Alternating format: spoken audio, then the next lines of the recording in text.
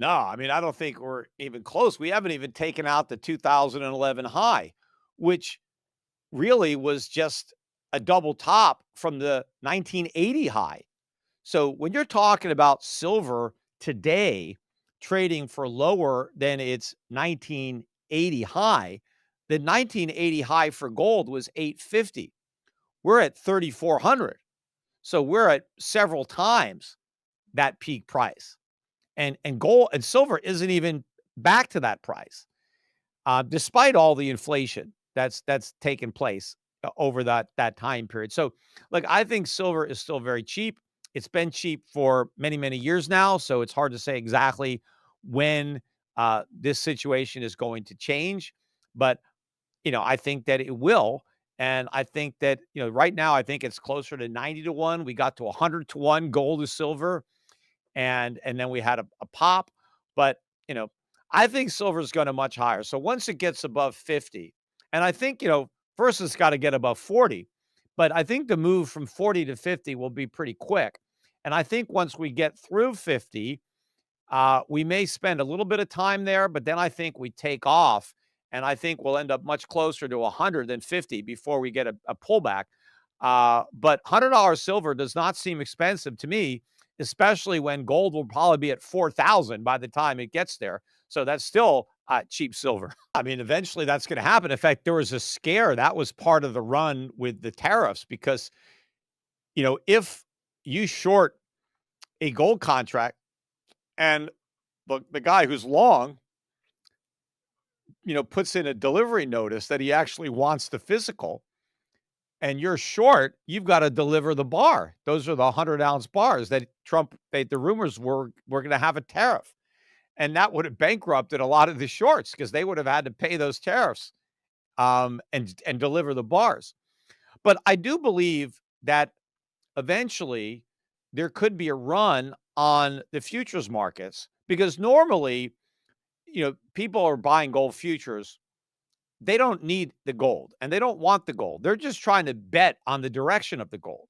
And they're happy to roll over the contract to the next month as the contracts mature because they don't actually need the gold. Now there are some, companies that buy gold futures because they actually need gold, right? They're in the jewelry business and they need a bunch of gold. And so they buy it now to lock in the price and then they take delivery because they need the gold. But, most of it is speculation. Nobody needs the gold, and the people who are selling it don't even have the gold, right? They're just betting it goes down. But what might happen is a bunch of people who own the gold contracts may decide that, you know what? I want my gold. I'm not going to roll my March contract over to June. I'm just going to take delivery and put the bars, in a vault, right? And so if that happens, and now a bunch of the shorts are forced, well, hey, you got to go out and buy the gold now because you got to notice you need to deliver the bars of gold to this address. And now they're like, well, crap, I don't have any gold, right? I was counting on just rolling my short over or whatever, but I got to go out and buy gold. But what if they can't find it? What if there's not enough, right? So that could be a big problem, and it could cause the price of gold to skyrocket. Maybe a lot of defaults. Maybe you get the COMEX going bankrupt if the COMEX stands behind all these commitments that the shorts have made. I don't know. It's never happened, so we don't really know. But it is a potential when you've got maybe 100 times as much gold trading as there actually is. No, I think it's a big influence. I think it's one of the reasons that the price of gold is $3,400. I mean, central banks have been big buyers, and I think they have a lot more gold to buy. I don't think they're that price sensitive. They know what they have to do, and they're going to keep buying gold, and they have a lot to spend. They have a lot of dollars that they need to get rid of, and they're accumulating more dollars all the time because we have these huge trade deficits, and so they end up, getting more dollars. As businesses that earn those dollars exchange them for euros or whatever currency they need, and the central banks end up with dollars. Oh, so what do? So they're going to buy gold, and so this is going to continue. What I think is going to happen is More central banks are gonna get in on the game, and private investors are going to step it up. Institutions, you know, so the buying is just gonna continue to expand, but the supply is not. That's so you're gonna have a lot more demand for gold, but not a lot of increased supply of gold. So the price is just gonna go much higher. Well, I really like the action in the gold mining stocks. Like last week, gold was only up about 1.3%. The GDX was up 10%. The GDXJ was up 11%. So we haven't seen that kind of strength. And in fact, even today, with gold prices off 40 or $50, a lot of gold stocks are hitting new highs today. I mean, the overall indexes, the GDX is only down 0.6%, and the GDXJ is down even less. And in fact, a little while ago it was positive, even with gold, down quite a bit. So the stocks are holding up uh, very well relative to how they had been trading in the recent past. So I think institutional investors are finally waking up to what's going on in gold and the incredible values that exists in the miners, and they're just starting to buy. And I think this is going to go on for a long time. And I think if gold stocks are this strong, when gold is flat to lower, I can imagine how much stronger they're going to be when gold's making new highs. Well, we have a gold fund, the Europe Pacific Gold Fund, EPIGX is the symbol of my fund, and we have a very big position in some of these smaller junior companies. And so far, it's held back our returns because we're up about 60% this year, whereas the GDX is up about 70%. The difference is we've got that overweight allocation to the junior sector. So I don't really know when they're going to start to move, but when they move, I think they're going to, surpass what's happened in the bigger companies. And so I think that we're underperforming now as a down payment to overperform later because we've built up these positions in names that don't have a lot of liquidity. So if a lot of money tried to get into a lot of these small stocks that we own, the prices would soar. The reason they're not soaring now is the big money is still going into the major companies, and these smaller ones are still kind of off everybody's radar. But I do expect as this bull market gathers momentum, they're going to start, getting some of the money, especially if they end up getting acquired. Because I think what's going to happen is these big companies are going to have so much cash from making so much money selling gold. They're going to need to, fill the pipeline with more of the resource. They need more ounces. And rather than launching exploration projects from scratch, they'll just go looking at companies that are already, further along in the process and just buy them up. And so I think a lot of the smaller companies that I own are going to get bought by these bigger companies, but at much higher prices than where they're trading now. Oh, from Ron Paul, yeah, because he just had, or they celebrated his 90th birthday over the weekend. His actual 90th birthday, I think, is in maybe about 2 weeks. But yeah, I thought about going to Texas, and I just really got tied up with a bunch of stuff, and I just didn't do it. But I was there in spirit, and I did deliver a video greeting that they played at the barbecue. Um, and I made a donation to the cause if I wasn't there. But yeah, look, I mean, Ron Paul has been a hero of mine, since I was young. I mean, I voted for him in 1988 when he ran. I didn't vote for George Bush. I voted for he was a libertarian. But even before that, when he was in Congress, he was the only guy that I looked at as my congressman, even though I didn't live in Texas, but he was saying the stuff and he represented me. He was my representative. And a lot of other people felt the same way. The only guy we had representing us in Congress out of 400, men and women, however, 435 was this one guy, Ron Paul.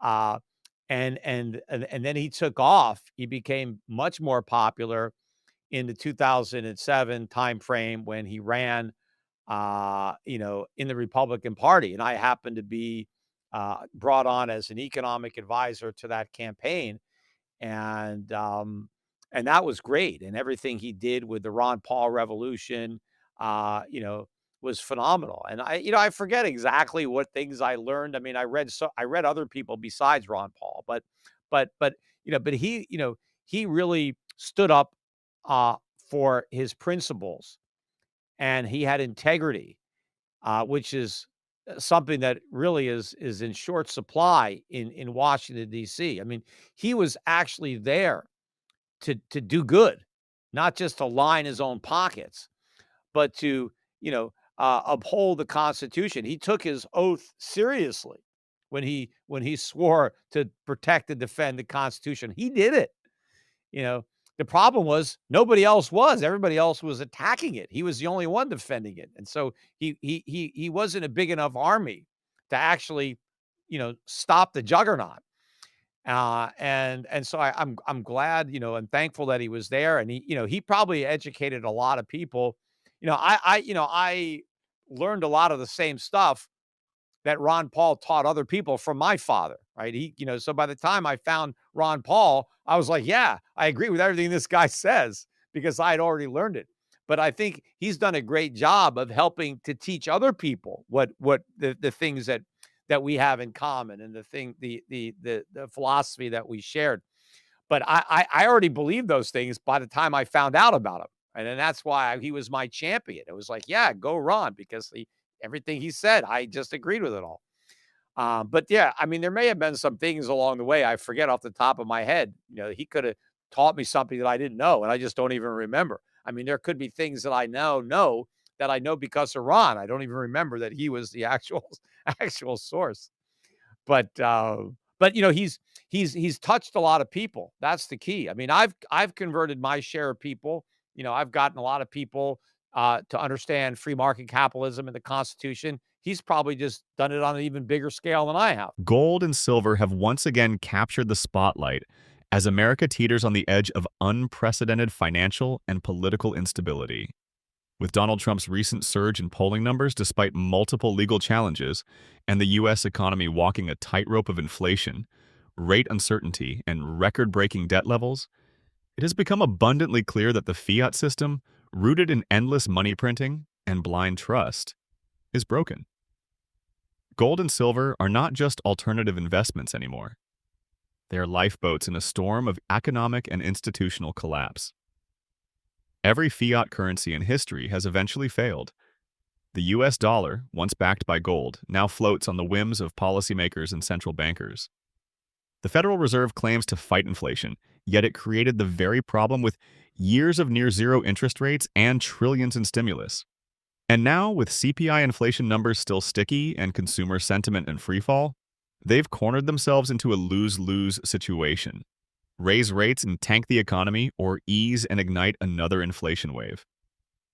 Either way, fiat suffers, but physical gold and silver, finite, real, and time-tested, thrive. In the last few weeks, silver has quietly outperformed many other assets, pushing past key resistance levels while being largely ignored by the mainstream media. Gold, too, is testing all-time highs amid global central bank accumulation. Why are nations like China, Russia, and even Poland buying tons of gold while telling their citizens to hold cash?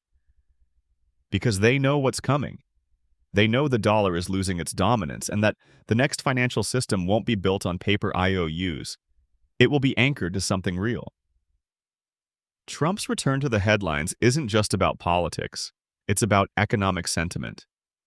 His recent statements slamming the Federal Reserve and calling for a return to sound money are echoing louder than ever. Trump understands that Americans are losing faith in the institutions that manage their money. Confidence in the Fed is near all-time lows. The Treasury is issuing debt at a breakneck pace. Social Security is on track to go bankrupt. Meanwhile, the stock market continues to float on speculation, artificially supported by Fed jawboning and tech hype. But beneath the surface, cracks are forming, young investors are waking up. They're beginning to see the trap. Save in dollars, and you're guaranteed to lose purchasing power. Trust in stocks and crypto, and you're subject to manipulation and regulatory whims. The only assets with a 5,000-year track record of preserving wealth through every war, recession, and regime change are gold and silver. And right now, silver is arguably the most undervalued strategic asset on Earth. Not only is it a monetary metal, but it's also essential in solar panels, electric vehicles, and industrial applications. The supply is shrinking while demand is surging. This is not a speculative narrative. It's a supply chain reality. Meanwhile, America is sleepwalking into another debt crisis. With over $34 trillion in national debt and interest payments now rivaling military spending, the writing is on the wall. The government has no plan to pay it off. The only tool they have left is inflation. Silent theft through currency debasement. If you're holding dollars, you're the victim. Every printed dollar makes your savings weaker. Every stimulus check, every bailout, every new government program funded by the printing press, it's a transfer of your wealth to the state. Look at the banks. Regional banking stress has returned, and big names are warning of a new wave of collapses. If even one major institution falls, a domino effect could ensue. And with FDIC reserves under pressure and trust in banks declining, people are beginning to ask serious questions. What happens to my savings if the system locks up? If you can't hold it, you don't own it, and that's why physical metals are making a comeback. Gold and silver require no counterparty. They cannot be hacked, frozen, or inflated away. They don't rely on government promises or Wall Street gymnastics. In times of war, regime change, or collapse, like the world is inching toward now, they are the final fallback. Just this week, Trump warned that America is closer than ever to losing the dollar as the world reserve currency. That's not alarmism, it's fact. The BRICS nations are actively developing a gold-backed trading currency, and the world is watching. The petrodollar era is ending, and with it, the dollar's dominance. Gold and silver will outlive fiat.